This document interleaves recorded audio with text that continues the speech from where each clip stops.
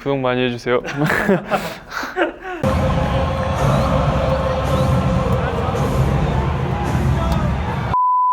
10, UMass 3 straight wins to climb in the standings. The Wildcats 3 straight wins to climb in the standings. Sets up a critical matchup here for the Wildcats. Haven't changed the starting lineup at all. Brajkovic, the big man in the middle from Austria. Ryan mentioned that both these teams can score it, but what do you expect pace-wise, tempo? Mitchell gets the first 4 points for UMass. 2 points on 1 for 10 shooting. Lee in tight.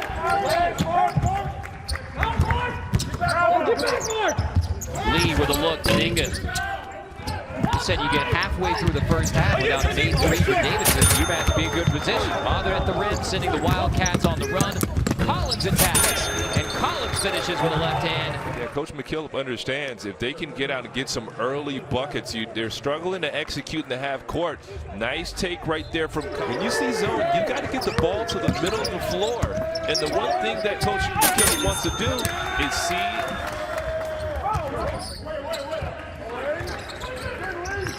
Boti Edam's athleticism has really showed dividends, paid dividends early. Lee turns the corner. Lee, lob, Brajkovic finishes it all. Sports Network presented by Ace Hardware. Wise among his years. Watch his patience right there. See, he reads. There's no quick double, so he went with ham, but that's what Coach McKillop talked about, is switching up the defenses, as you brought out earlier, Carter. We saw the double team. We saw the zone, and they were just one-on-one. Big day, he is 0 for 2. Started to draw a lot of defense.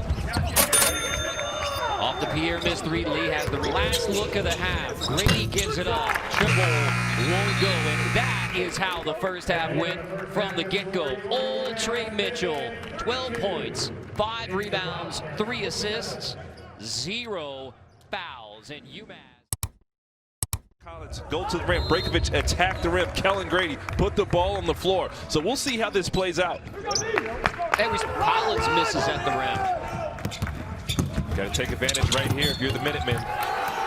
UMass in transition and 1. Finally, the Minutemen get out transition. Fernandez with the nice. That's when the guard brings the energy and gets some easy buckets, huh? Oh, yeah. Trey Mitchell's so unselfish. For a kid that scores the ball at that high of a clip, he wants his teammates to score. He's unselfish. He almost passes too much. Mitchell gets the block on Meninga, but then Sam sticks with it. Ooh. Play on, no F1. You saw that double team extend out that time. You saw single coverage the last 2 times on Mitchell. Clockety, but it's just the first personal foul on Trey Mitchell. Absolutely. He's got a few more chicken wings to go. Lee, that's going to be offensive. So on the other end, Garcia attacks, dropped it off. Take it away. Lee has the steal. Davidson a chance to take the lead for the first time. Lee doesn't pull the trigger. Now he does. Still over the day.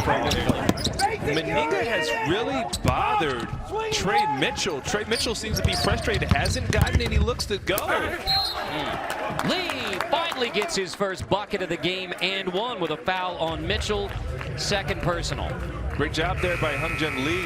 Biggest wins of the year, maybe the biggest win of the year, considering what that means in New England, but that was after 2 close losses, but that's their 1 win and the game decided by 5 points or less. But Ryan, that may speak to developing into a winning team when you're in these games, fight the terrific line. So you ask me, why does Bob McKillop go to zone after timeout? Trey Mitchell misses a point-blank look. The zone, they've gotten passive instead of attacking it. You've got attack seams and gaps, and it paid off. As Davidson somehow takes it away but can't hang on. His squad gets a good look. He's played point more since Goodmanson moved on to the pros. Germany. Lee with another tough runners. That's the second bucket of the game, second of the second half for Lee.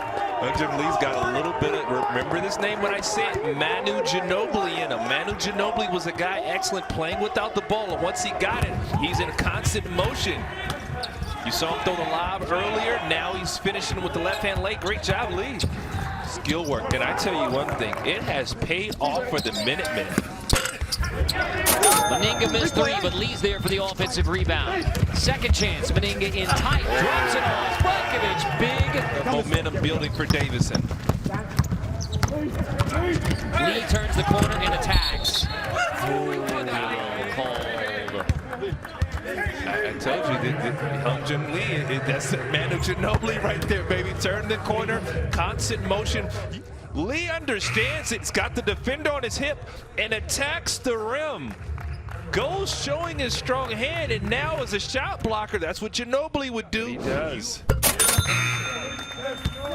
And stop that drive early. Lee is a different type of player.